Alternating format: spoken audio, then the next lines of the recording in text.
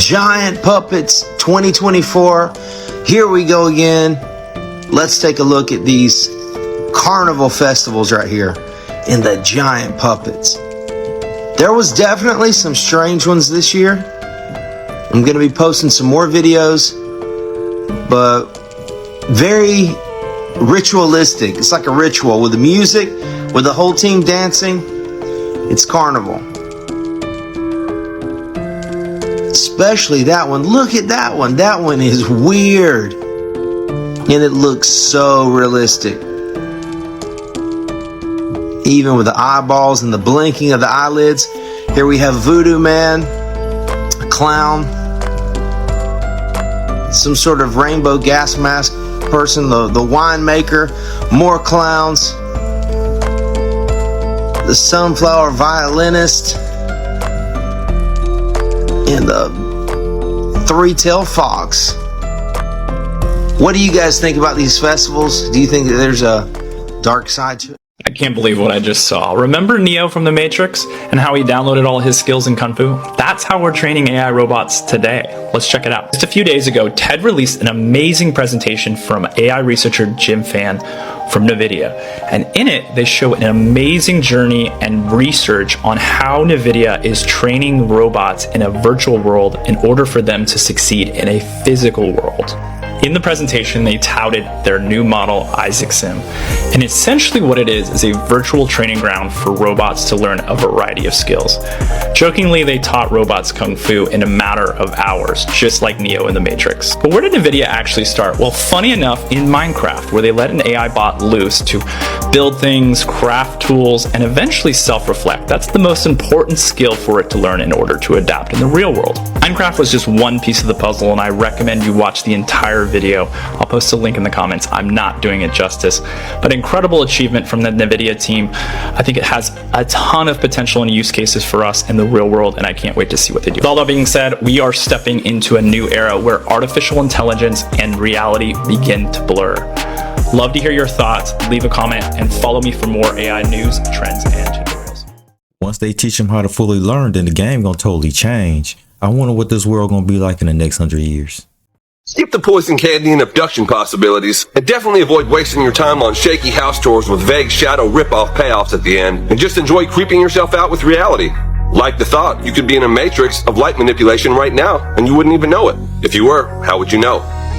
Think about mass-induced Alzheimer's. I've covered optogenetics on this channel and how that's possible just through flashing of lights. Consider the following things. From the Men in Black optogenetic stick, the UFO abduction phenomena always having to do with flashing lights, and even police force having flashing lights. Everything is being replaced with an LED light grid, which, as you know, has an interesting interaction with radio frequency waves if you've been following this channel. UFO abduction or encounter scenarios also have missing time as a common thread. Have you ever had missing time? There's this whole conspiracy thought that anytime you've had a thought and then you've lost it, you've actually been paused and reset, just like the Adjustment Bureau. The idea that angels or watchers or advanced observers have always had this tech is a common understanding, but now it's in the hands of man through things like optogenetics, electroceuticals, plasmonics, and lots of other sciences that can easily be manipulated to literally put humanity in a matrix, and they wouldn't even know. This thought of light instantly changing your mental state, or the thought of smell, or an undetectable smell like some sort of hallucinogenic pollen, instantly changing your mind state. Hallucinogenic nano dust particles. How about the plague of mass madness in the Bible? I believe it was Deuteronomy 28. It's a curse from the Lord, where he allows entire populations to literally go insane against each other. Pretty creepy. Along the lines of this mass madness phenomena, looking at 2023 in the future, you know things being put in the water or food are a possibility. This all ties with random phenomena I've covered before about the dancing plague, meowing nuns, the parasite demon link, and so on. We'll close with the thought of the graphics keep getting better and better, and things like simulation theory rising. How would you know if you were in a matrix right now? The good news is, no matter what you're in, there's always hope. They can control things on the outside, and maybe a little on the inside, but they can't take that piece of you that they really want to take. And this is what this is all about. It's trying to take that one piece from you. Stay strong. See you next time. terrifying facts about planes that airlines do not want you to know about. The last one is going to absolutely shock you. Like, I'm not flying again. So there are so many things on planes that you probably thought, what is that for? What is that for? Why do they do this? Why do they do that? And I'm going to answer that in today's video. Now, if you're easily scared or you're about to board a flight, definitely do not watch this video. So first of all, toilets on planes. You know when you go to the toilet on a plane, they are extremely flipping loud, right? Like, excruciatingly loud. I don't know why. You are literally with a giant vacuum cleaner. This one is actually a good one. So this will make you feel a bit more safe about flying. If an engine goes out on a plane, you are completely screwed. You are done for. But no, a plane can actually still fully function and fully fly with only one engine intact. You'll be fine. So you know when you're on a night flight or it's getting dark, they dim the cabin light so you can get some sleep, right? Yeah, so you probably thought they're just dimming that so you can actually get some rest, like, they're being nice because you can't sleep with bright lights. They do not care that much about you. That's not what it's for. Essentially, the reason they actually dim the cabin lights is so if the plane has to have an emergency landing or, you know, smashes into the sea or something in the dark of night, your eyes are already adjusted to the dark, so you've got more chance of getting out alive. The plane in general is dangerous. Your life in the hands of one, maybe two people at 30,000 feet up in the air. The whole thing is a risk. I want to show y'all something that I was able to catch on screen recording from one of the Super Bowl commercials.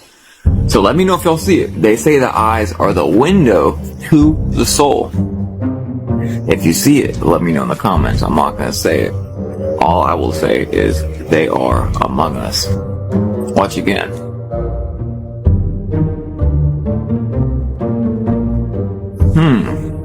What is going on here? Have your eyes ever done that?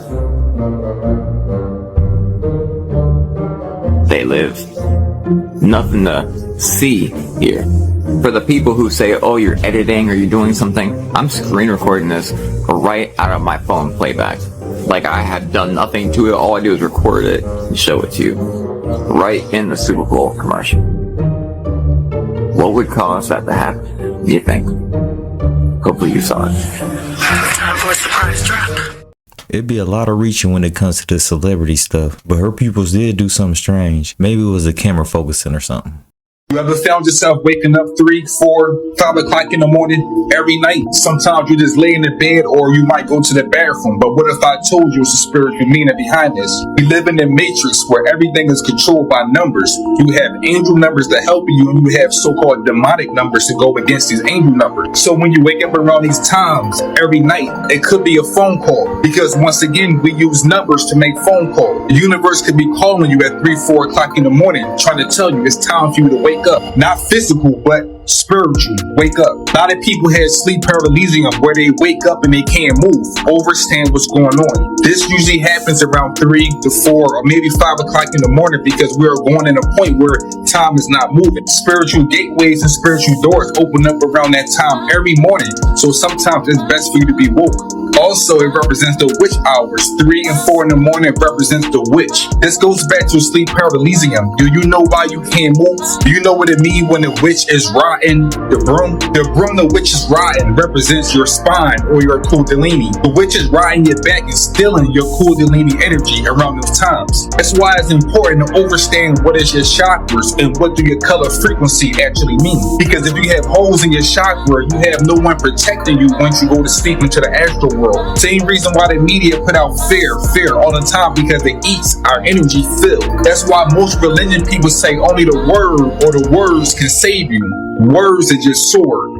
Your sword or your protection is really your magic wand in your hand, because we live in a world that's dealing with spells and hypnosis. We really live in some kind of dream world. Waking up at these times is just a message telling you, wake up from this false reality. Same reason why you should never go to sleep with your TVs on. TVs are portals that can get inside of your astral realm. Never sleep with mirrors in your bedroom. Once again, they are portals. Once you go in the astral world, you can let in demons. This is why some people wake up with scratches and bruises on their body before they want to sleep. It's because we are having a spiritual war and a physical war at the same time. Anytime you go too deep into the astral world where it feel like you're about to lose yourself, your spirit has a cord attached to it. So if you are getting lost in the astral world or some kind of demonic reality, this cord will always pull you back to your reality. Ever sleep with TVs on? Trust me, while you are asleep, your subconscious mind is still going. It's like a tape recorder. So everything you hear on the TV, you are creating it in your mind, in your astral world. These angel numbers are just codes. Your spirit guide or your ancestors are sending you these numbers because they are codes. And you need certain codes to keep your safe locked. So when you get these numbers from the universe, they're telling you stay safe because the safe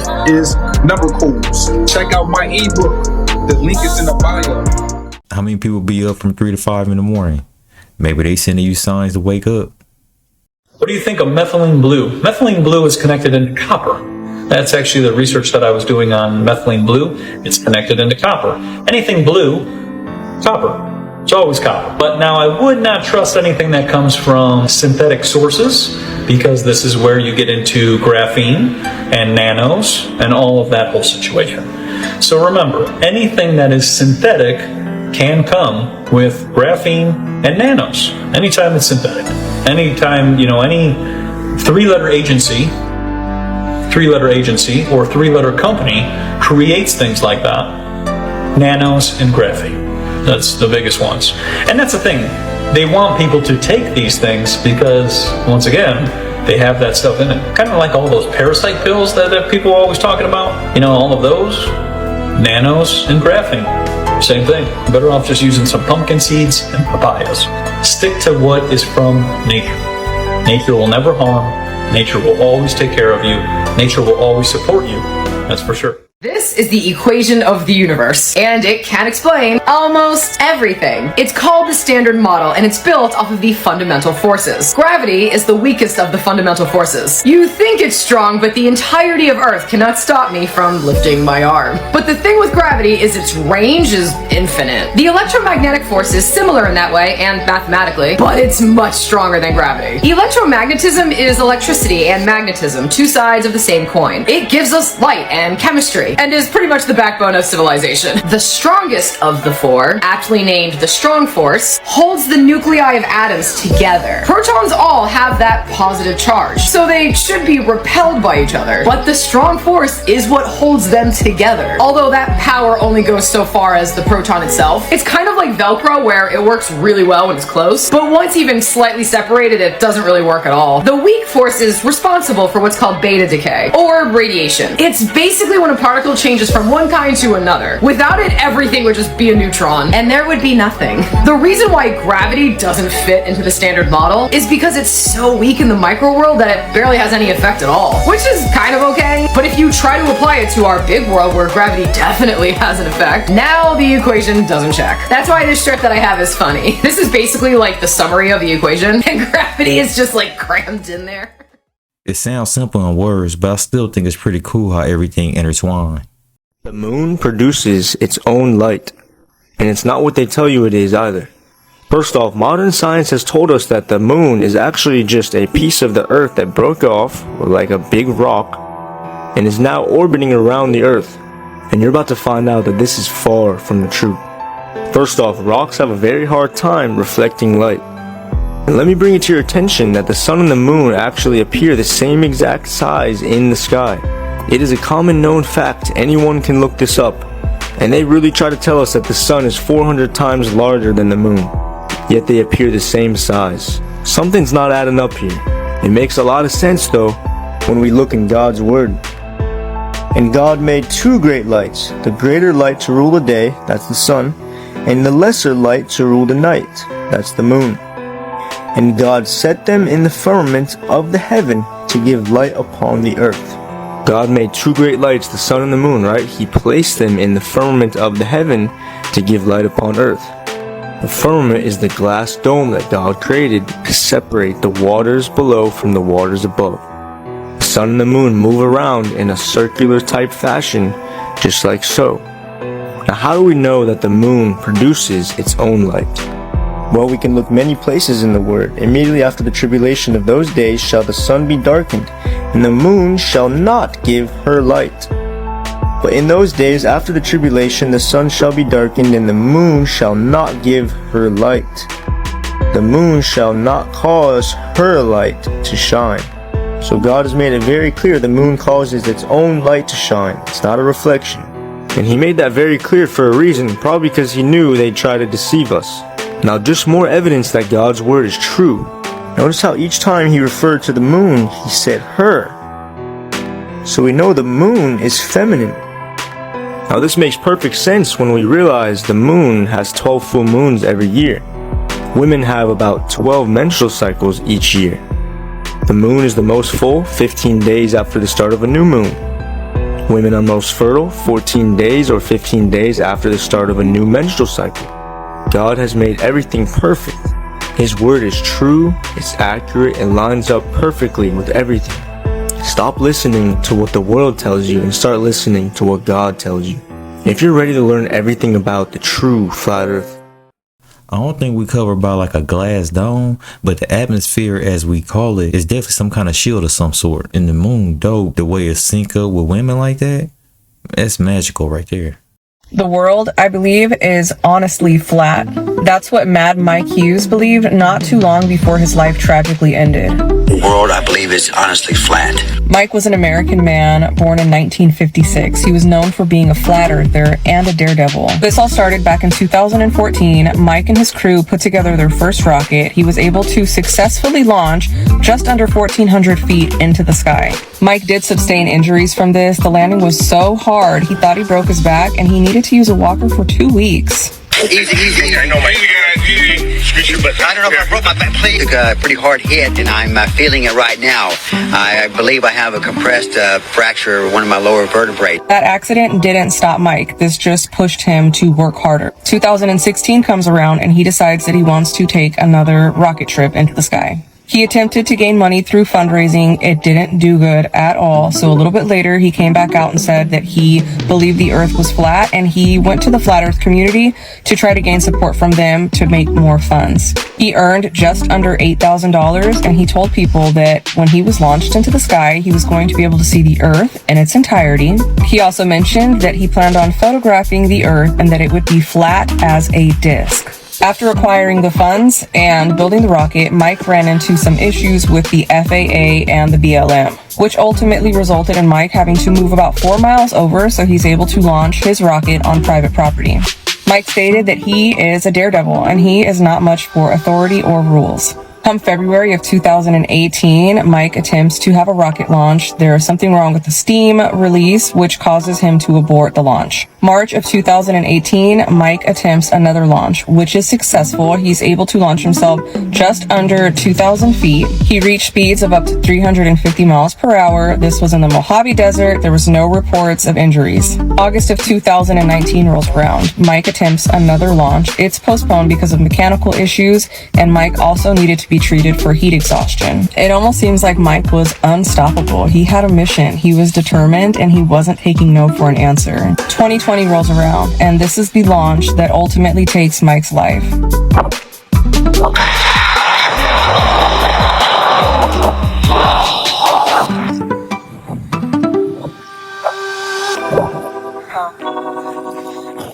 Is that his parachute? Oh. I couldn't share the impact. That was really hard to watch.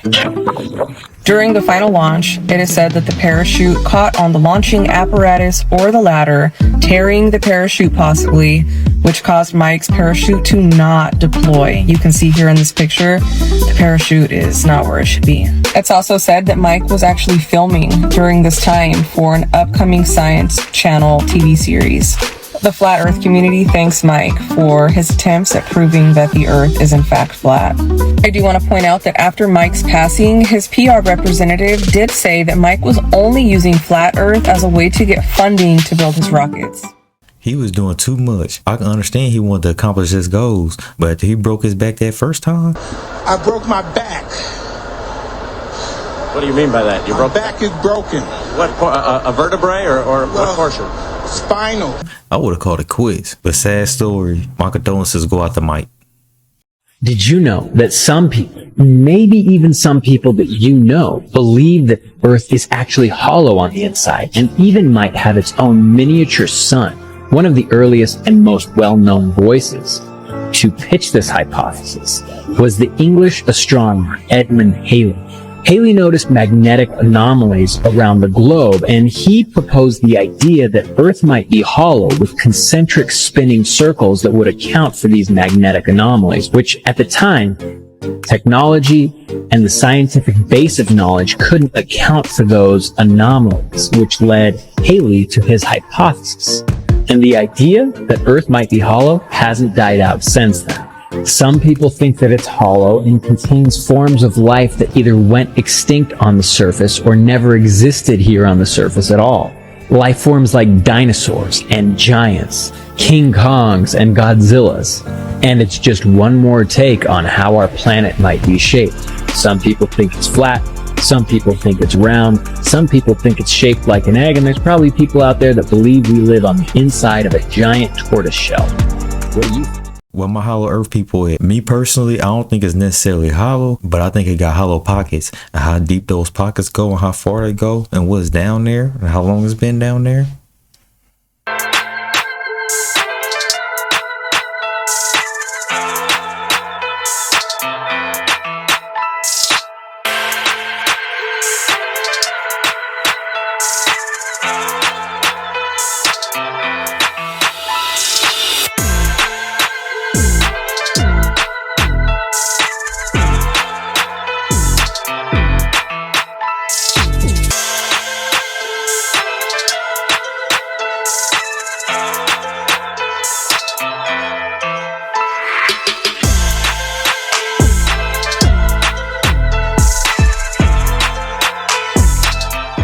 That's a pretty cool setup. I'm just waiting for somebody to throw it on 26s. NASA lied. Space is cold. Also, NASA lied. Thermosphere is hot, 3,000-4,000 degrees. Space has no temperature. Temperature is the property of matters. Only matters can carry energy, carry heat, carry light. Empty space has no matter, no temperature. It's all lies. If heat can radiate into space, the space around us contains 99.9% vacuum space. How come the air is not cold? How come we are not cold? Heat cannot radiate into space. Heat can only radiate from matter to matter. Heat is the property of matters. The empty space has no properties, nothing there. No electron, no proton, nothing, just empty space. Space has no temperature. Temperature is matter's property. Only matters have temperature. How can NASA measure temperature at the thermosphere? Thermosphere is suppose 100 kilometer up to 600 kilometer up. That region of the high altitude atmosphere, the scientists call it thermosphere. How can NASA measure 4,000 degrees in thermosphere? They take a rocket, go there. What kind of thermometer they use to measure that temperature? How can ISS and the so-called satellite Starlinks, all the satellites, are orbiting in the thermosphere if it is that hot? This is all NASA's lies. All this information is from NASA. Think about any questions, ask me. This whole time we think space feel like something, but it feel like something other than hot and cold. Can you imagine something other than hot and cold? Morbid Facts, Part 200.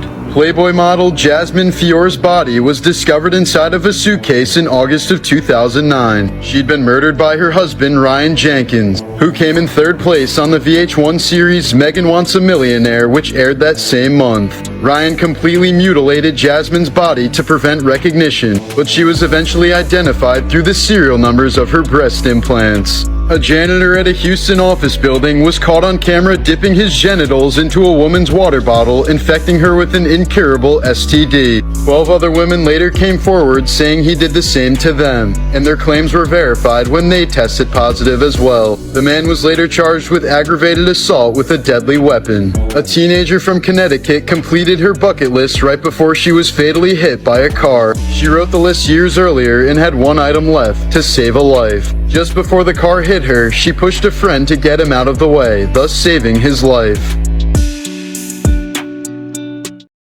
Hey, King Tut. Do you know that the pyramids prove we don't live on a spinning ball? Well, if you don't agree with me, stick around, you might just change your mind. Let's first look at how old the mainstream tells us the pyramids are. Mainstream likes to tell us that the pyramids are about 4,500 years old, but there have been other researchers that have thought way different. Other researchers, such as Graham Hancock, who say the pyramids could be as old as 12,000 years old. Researchers such as Belgian-born Robert Bauval, who not only believed the pyramids to be 12,000 years old, but also, in 1979, was the first one to ever realize that the pyramids coordinated perfectly with the 7 stars of Orion's belt. So much so that the size of the pyramids were determined by the luminosity of the stars. And not only were the sizes of the pyramids built based on the luminosity of the stars, but the distances between them were also based on the distances between the stars.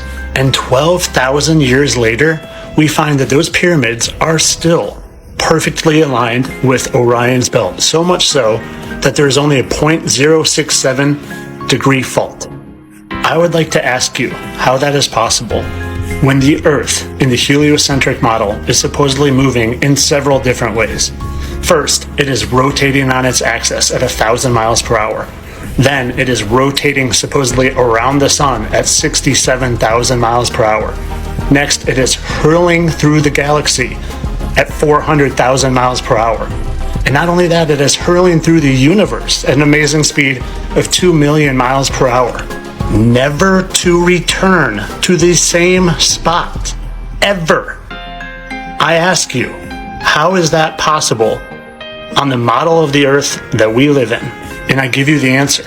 The stars, the moon, the sun, the wandering stars that we now call planets, they have always been here, circling us, because the night sky circles us and returns year after year after year to the exact same position. We do not live on a spinning ball. We live in a realm with all the night sky here for us, created for signs and wonders. And you have a creator, and you are here for a purpose, and the world is your oyster once you just figure out that you are not here by mistake, created from a big bang, evolved from monkeys. It's time to figure it out because it changes your view, it changes your perspective, it changes your priorities.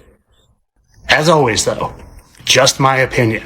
You do what you want for it. In fact, this is only for entertainment purposes. He got some good points, and I got my own beliefs and everything, but I'm always willing to receive information. How am I ever be a part of the conversation if I have no idea what they're even talking about? What you see in front of you is a real jinn. Now, when I first saw this video, I was horrified. The video has almost 14 million views, and people can genuinely not believe what they are seeing. Now, you're probably thinking, I swear humans can't see jinns. Well, you're correct, because no humans can see jinns in their true form. But you can see a jinn that appears in a different form. Just like Pookie over here. The most common misconception about jinns is that they are the most scariest things that exist, and that we should stay clear of them by any means necessary. Now, I've heard so many stories where people befriend jinns thinking they're Christian or Muslim, hence good jinns, and they've turned out to be devils. Lucifer 666. They take advantage of human naivety to make you think that they are good jinns. Some of them have existed for thousands of years. The level of shaitanic wisdom they possess can make you think that they're good jinns. Next thing you know, they've convinced you to sacrifice a chicken, a lamb, and your whole family. But you generally should avoid confrontation with a jinn. Don't go to forests at night, don't go to abandoned buildings, just avoid those places at all costs. Because if you go to their homes and disturb their peace, then they're gonna wanna come to your yard and disturb your peace. The thing is, they're more scared of true believers than true believers are of them. You'll never see a Muslim starring in a Western horror movie because we just have to say one thing and it's game over for the jinns. If you're Muslim, then you already know what that is.